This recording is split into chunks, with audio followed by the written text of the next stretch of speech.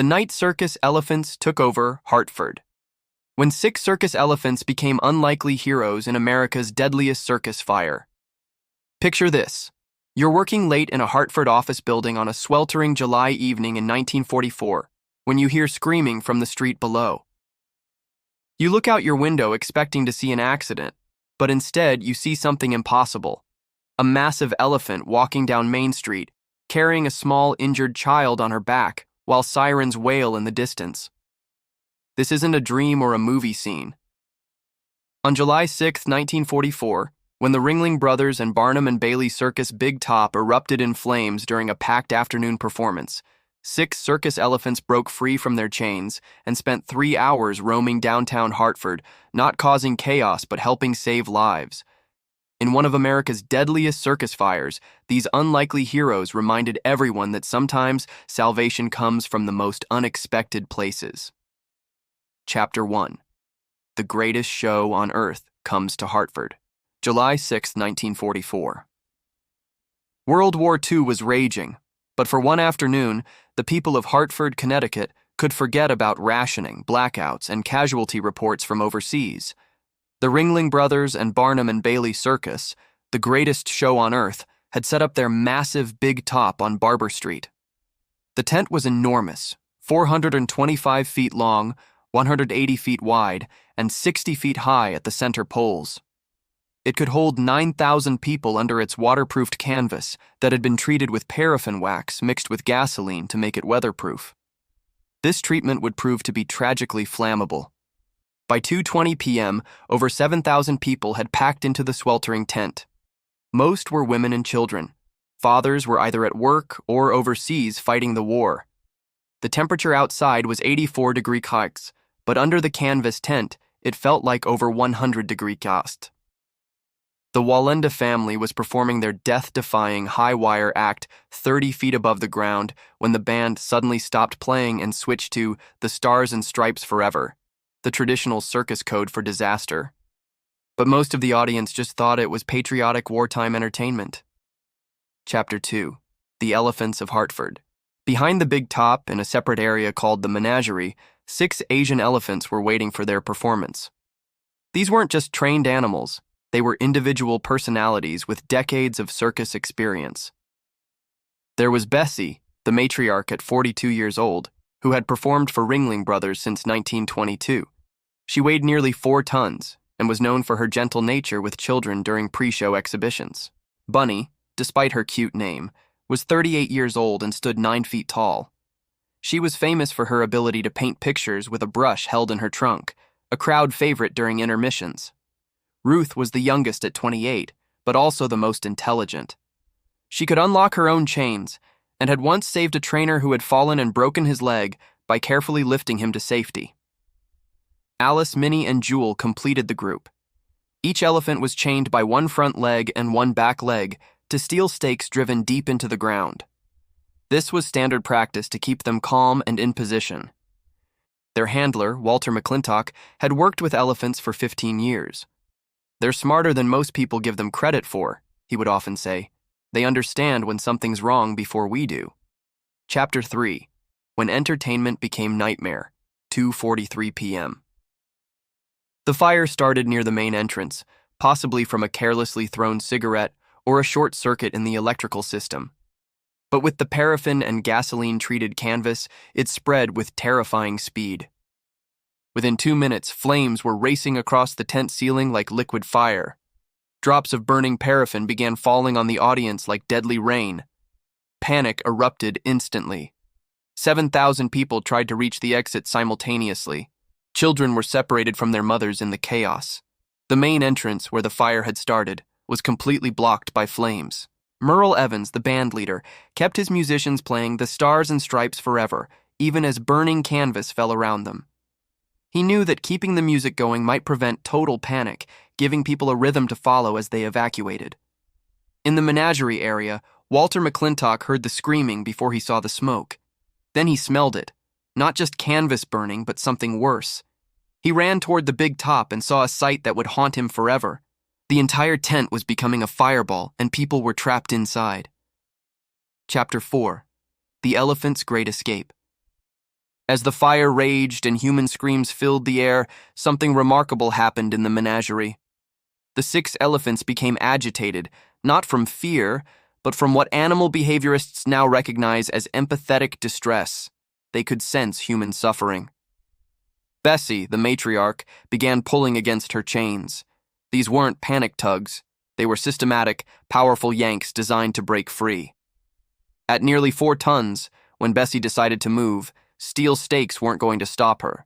Ruth, the intelligent one, did something that amazed even veteran circus workers. She used her trunk to actually unlock the chains around her companion's legs. Elephants have incredible dexterity in their trunks. Ruth had watched handlers unlock those chains thousands of times and had memorized the process. One by one, all 6 elephants broke free. Walter McClintock, running back from the burning tent, expected to find chaos. 6 free elephants could cause enormous damage and panic in a crowded area. Instead, he found them standing calmly in formation, led by Bessie, facing toward the screaming and the smoke. They weren't running away from the disaster. They were moving toward it. "I couldn't believe what I was seeing," McClintock later testified. "They weren't acting like frightened animals. They were acting like they wanted to help." Chapter 5. Elephants on Main Street. What happened next defied all logic about animal behavior in crisis situations. Led by Bessie, the 6 elephants walked through the circus grounds toward the main street, moving around the burning tent toward where crowds of injured and traumatized survivors were gathering. 8-year-old Donald Gale had been separated from his mother in the panic and suffered severe burns on his arms and legs.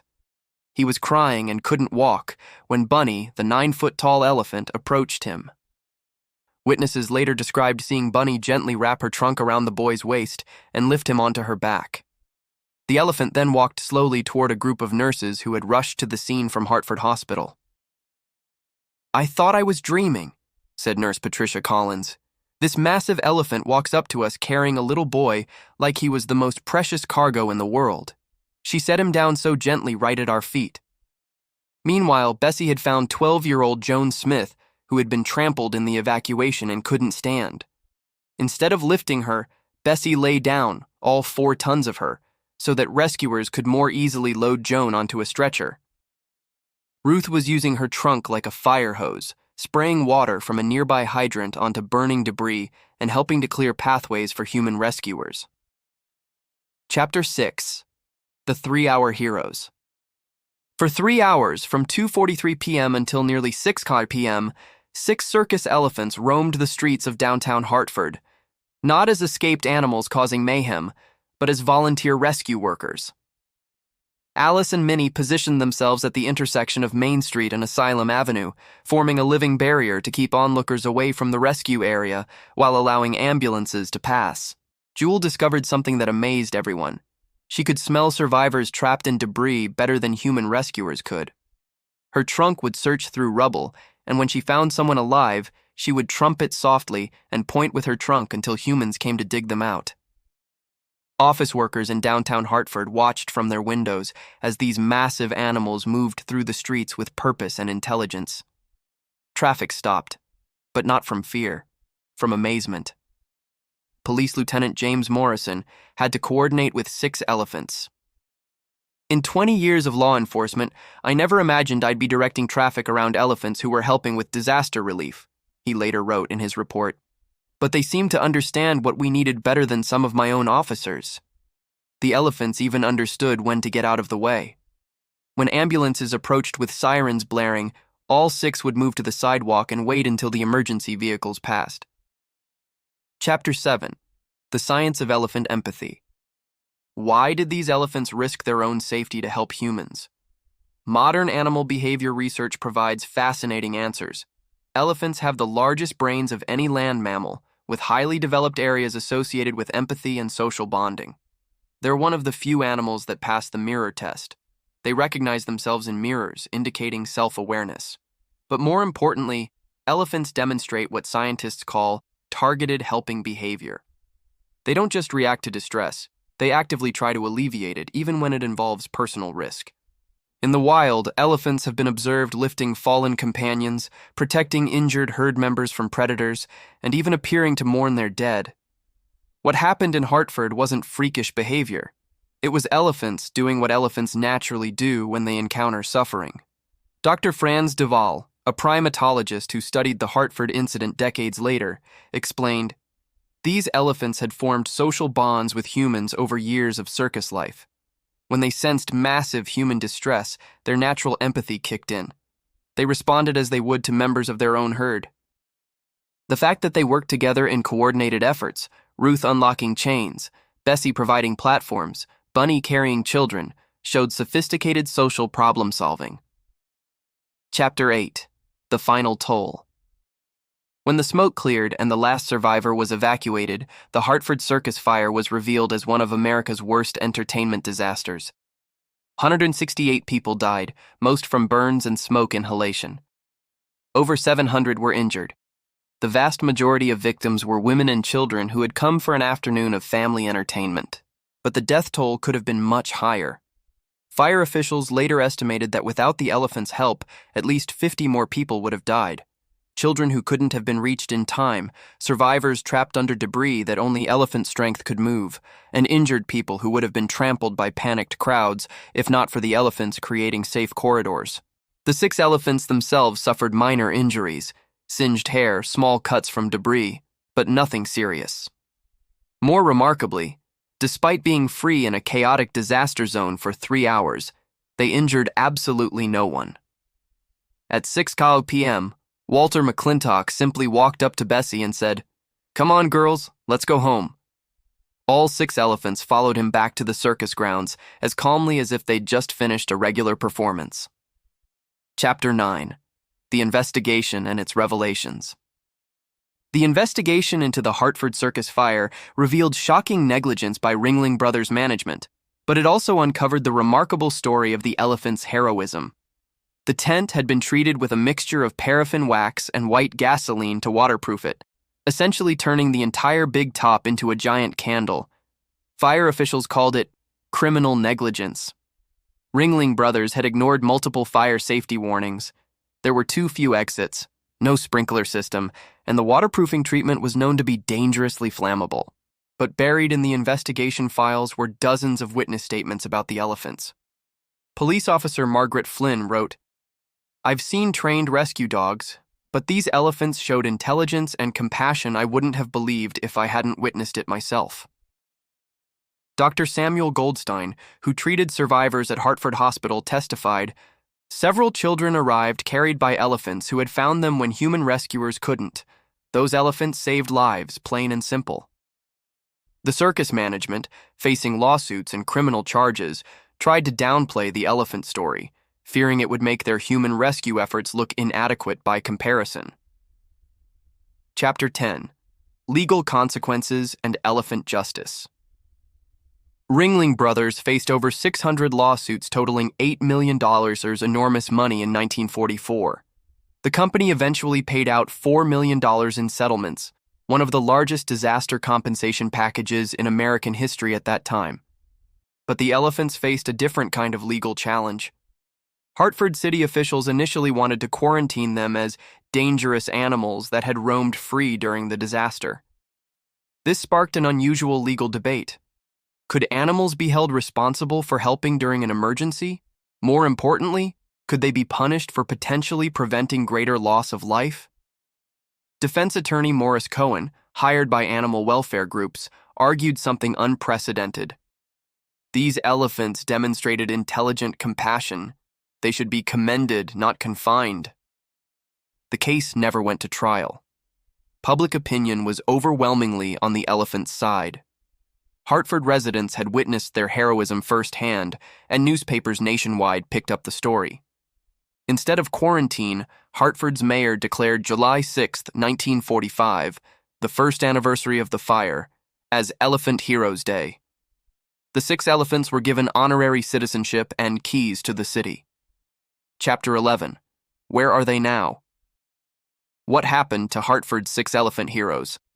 Bessie, the matriarch, continued performing with Ringling Brothers until 1956, when she retired to an animal sanctuary in Florida. She lived until 1961, dying peacefully at age 59. Ruth, the intelligent problem solver, was donated to the Bronx Zoo in 1950, where she became famous for her painting abilities and gentle interactions with children. Zoo visitors who knew her story would bring their children specifically to meet the elephant who saved people. Bunny continued her painting performances, but developed a new specialty. She seemed to have an uncanny ability to sense when children in the audience were upset or scared, and would approach them during pre-show exhibitions to provide comfort. Alice, Minnie, and Jewel remained with the circus until the early 1950s, when changing public attitudes about animal entertainment led to their retirement at various sanctuaries. Walter McClintock, their handler, left the circus in 1945. He became a zoo director and spent the rest of his career advocating for better understanding of animal intelligence and empathy. Chapter 12. The Lasting Legacy. The Hartford Circus fire led to major changes in fire safety regulations. Sprinkler systems became mandatory in large temporary structures, exit requirements were strengthened, and toxic flame retardant chemicals were banned. But the elephant rescue story had a different kind of impact. It changed how scientists and the public thought about animal intelligence and empathy. Before Hartford, most people saw circus animals as trained entertainers with no real emotional intelligence. The idea that elephants could assess a disaster situation, coordinate rescue efforts, and put human welfare above their own safety challenged fundamental assumptions about animal consciousness. Dr. Jane Goodall, studying chimpanzees in Africa in the 1960s, cited the Hartford elephants as early evidence that animals possess sophisticated emotional intelligence. What happened in Hartford wasn't just training or instinct, she wrote. It was conscious, compassionate decision-making. The story influenced the growing animal welfare movement and contributed to changing attitudes about keeping large, intelligent animals in entertainment. Chapter 13. The Science Catches Up. Modern neuroscience has validated what Hartford residents witnessed in 1944. Elephant brains contain highly developed spindle neurons, the same brain cells associated with empathy, self-awareness, and social intelligence in humans. Elephants demonstrate what researchers call consolation behavior, actively comforting distressed companions. They show targeted helping, specific actions designed to alleviate others' problems. A 2008 study by researchers at Emory University found that elephants' stress hormones actually increase when they witness other elephants in distress and decrease when they successfully help. They literally feel better when they help others, just like humans do. The Hartford elephants weren't acting against their nature that day. They were acting according to their deepest nature, as highly intelligent, empathetic beings who form strong social bonds and instinctively help those in need. Dr. Karen McComb, who studies elephant cognition at the University of Sussex, analyzed the Hartford case. What's remarkable isn't that elephants helped. It's that they coordinated their helping behavior and adapted their natural rescue instincts to assist a different species in an urban environment. That shows extraordinary cognitive flexibility. The Hartford Circus fire teaches us several profound lessons. First, heroism comes in unexpected forms. While human rescuers were overwhelmed by the scale of the disaster, 6 elephants calmly assessed the situation and provided exactly the kind of help that was needed: strength, intelligence, and compassion working together. Second, we dramatically underestimate the emotional intelligence of animals. These elephants made conscious decisions to risk their own safety for strangers. They demonstrated empathy, cooperation, and problem-solving abilities that many humans would struggle to match under such circumstances. Third, tragedy often reveals hidden truths. Without the Hartford fire, the world might never have witnessed such clear evidence of elephant empathy and intelligence. Sometimes it takes extreme circumstances to show us what's been there all along. Finally, the story reminds us that in our darkest moments, help can come from the most unlikely sources. When human systems failed and trained rescuers were overwhelmed, 6 elephants stepped up, literally, to save lives. The next time you see an elephant, remember Hartford. Remember Bessie, Ruth, Bunny, Alice, Minnie, and Jewel. Remember that intelligence and compassion aren't uniquely human traits. They're gifts shared by many species, waiting for the right moment to shine. Sometimes the greatest heroes walk on four legs and never ask for recognition. They just help because it's who they are. Next episode, the Great London Beer Flood of 1814. When a tsunami of beer killed 8 people and drowned half of London. On October 17, 1814, a massive vat containing 388,000 gallons of beer burst at the Moo and Company Brewery in London, creating a 15-foot-high wave of porter beer that swept through the streets of St. Giles. 8 people drowned in beer, houses collapsed under the alcoholic tsunami, and entire families were trapped in their basements as thousands of gallons of ale poured through their windows. But here's the strangest part. When rescue workers arrived, they found crowds of people with buckets and cups, desperately trying to drink the free beer before it drained into the sewers. It was a disaster so uniquely British that people literally tried to drink their way out of it.